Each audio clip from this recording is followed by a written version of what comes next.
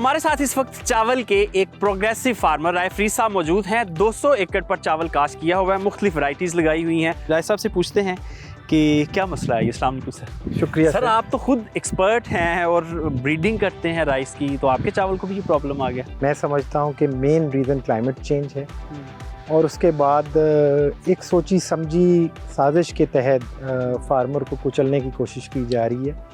Hybrids को बेतहाशा hybrids को बग़ैर रिसर्च किए, बग़ैर डेटा के इंट्रोड्यूस कराना फील्ड्स के अंदर। आपके सामने है हमारा ये पीछे हार्वेस्टिंग भी हो रही है और ये वाला हार्वेस्ट अभी 3-4 दिन लेता है।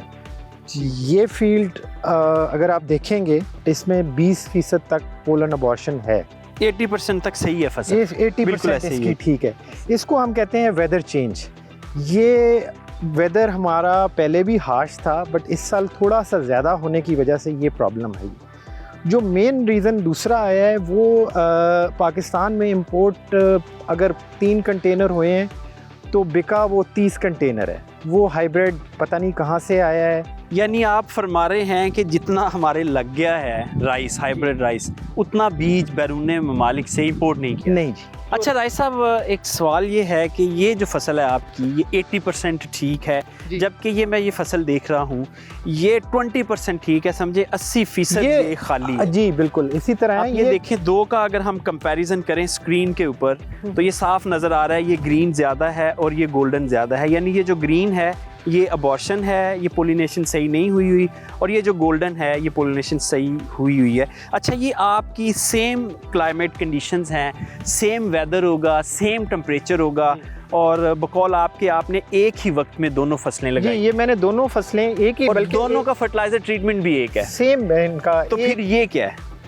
ये अब ये सवाल हम पूछते हैं हुकूमत से और हमारे इदारों से कि अगर ये वाला 80% हम मानते हैं कि क्लाइमेट चेंज की वजह से हमें वो 20% मसला आ गया, 20% मसला आ गया, अब यहाँ पे 80% जो खाली है वो क्लाइमेट चेंज तो नहीं है।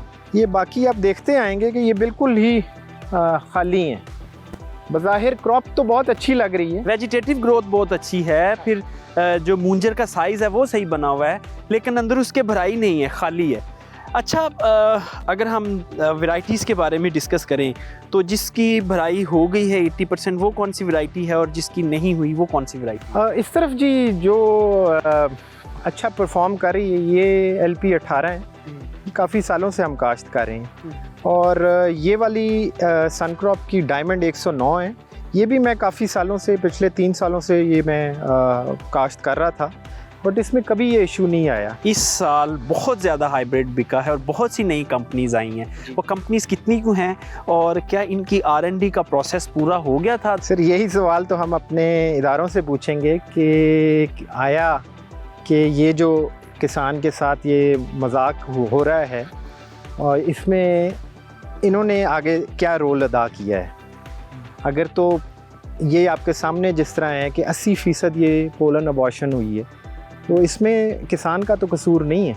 किसान तो साइंस नहीं पढ़ता ना, किसान तो तहकीकें नहीं करता ये वाली कि कौन सा बीज किस मौसम में ज़्यादा अच्छा परफॉर्म करेगा। और इसमें आप देखेंगे भी तो मुझे जो लगता है ये देखें अदर वैरायटीज़, अब ये मिक्सिंग एसिड ये जो है ये चीज़ ये आपको बाहर से इंपोर्ट कभी भी नहीं आप कर सकते। उनका जो जितने स्ट्रिक्ट उनके कानून हैं ये चीज़ें वहाँ नहीं आएंगी। अच्छा, ये जो कंपनीज हैं जिन्होंने गैर मयारी बीज बेचा है किसानों को, इनके खिलाफ कोई कार्रवाई होगी? इनके खिलाफ हुकूमत को चाहिए कि इसके ऊपर एक थॉरो इन्वेस्टिगेशन करें और उसके बाद जिसने भी ये किसान के साथ खिलवाड़ किए अपने चंद पैसों के पीछे, अब ये सीड्स 20-20 हज़ार रुपये एकड़ के हिसाब से हमने ख़रीदे हैं। हमारी जो मकामी एक वैरायटी थी ईरी की, मुख्तलिफ आगे स्ट्रेन्स थी और फिर ओपन पोलिनेटेड था, ये सस्ता बीज था, उसको क्या हुआ? उसको क्यों नहीं प्रमोट किया हमने? ईरी जेनेटिक्स जो हमारे पास थे जी वो बहुत पुराने हो चुके हैं। अब हमारे हमसाया मुल्क में उनके जो रिसर्च इदारे हैं उन्होंने 90 और 100 मन की वैरायटीज़ निकाल दी हैं जो कि नॉन बासमती, जिनकी पैदावार 90 से 100 मन आ रही है।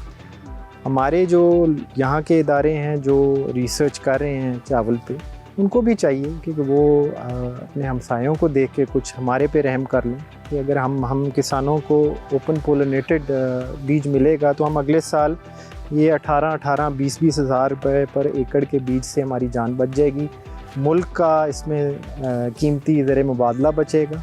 जी राय साहब, आपके वक्त का बहुत शुक्रिया। ये बड़ी बदकिस्मती है जी कि पाकिस्तान में एक लार्ज स्केल पे हाइब्रिड चावल काश्त किया जा चुका है और फेलियर स्टोरी आपके सामने है। ये दाने हैं जो इससे निकल रहे हैं, सिफर दाना है इन मूंजरों में, लेकिन मजाल है किसी इदारे ने अभी तक इसके ऊपर तहकीकात शुरू की हों और ज़िम्मेदारान का तयन किया हो ताकि किसी अगले साल ये मसले दोबारा ना आएँ।